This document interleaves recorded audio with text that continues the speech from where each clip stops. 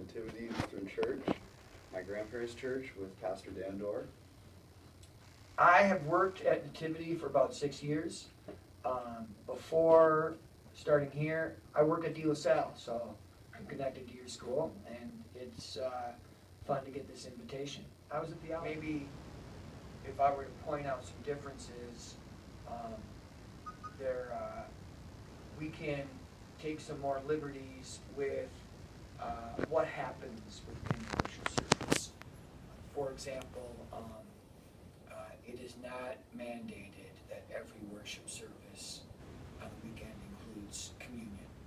Though, of our 5 services that we have here, a majority of them do have communion every weekend. We also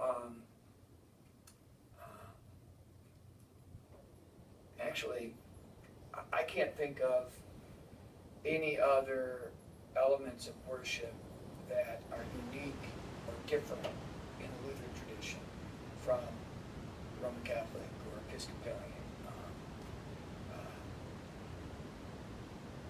Maybe some of the practices that we have around communion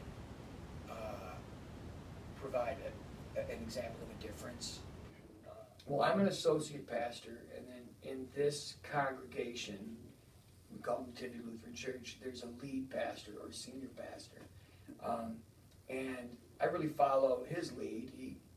He's the one who meets with the council of the church and leads the staff of people who work here. Though I would say he himself would acknowledge that our working relationship is very collegial, meaning it's not like, it's not that my ideas get ignored or that I don't have any liberty or input in what happens. So there's a pretty good partnership there. We are under the authority of a bishop, and our bishop has authority over pretty much Hennepin County. We call it the Minneapolis Synod, and for those in your class who are familiar with the structure of the Catholic Church, it's comparable to an archdiocese. Also, we just happen to have our first female bishop, who's our national bishop, who works at the national headquarters in Chicago, who I would guess would sort of be the equivalent to the Pope in the Roman Catholic Church. With regard to the way the ELCA guides people on moral issues and ethical issues, is that we meaning bishops and scholars in particular fields, put together statements. We call it declarations, which are like articles or a chapter in a book that address some of these social issues. They spend a lot of time working on them. They present these declarations for approval. And I would say what I appreciate about these declarations is they're nuanced. They approach the topics in a real sophisticated way. They address that a lot of these social issues are complicated, and they don't often have simple solutions, and there are people who are hurt or harmed by these social issues in varied ways.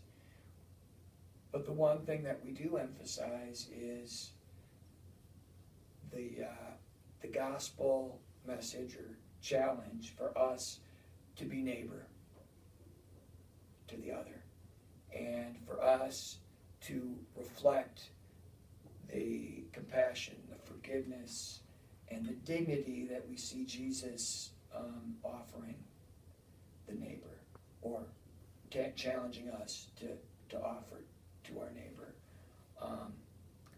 That doesn't mean that we minimize those social issues or try to dismiss them.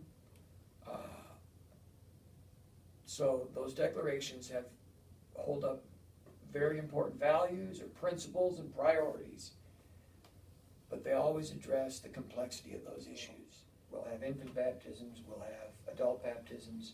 We do recognize the common baptism of all Christians. So if you showed up tomorrow and said that you were baptized in a different church, I wouldn't, we would acknowledge that and celebrate that.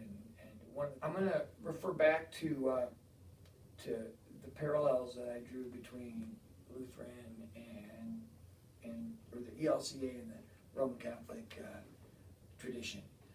In 2006, scholars and bishops from both the Catholic Church and the ELCA, and I believe other strands of Lutheranism, did get together and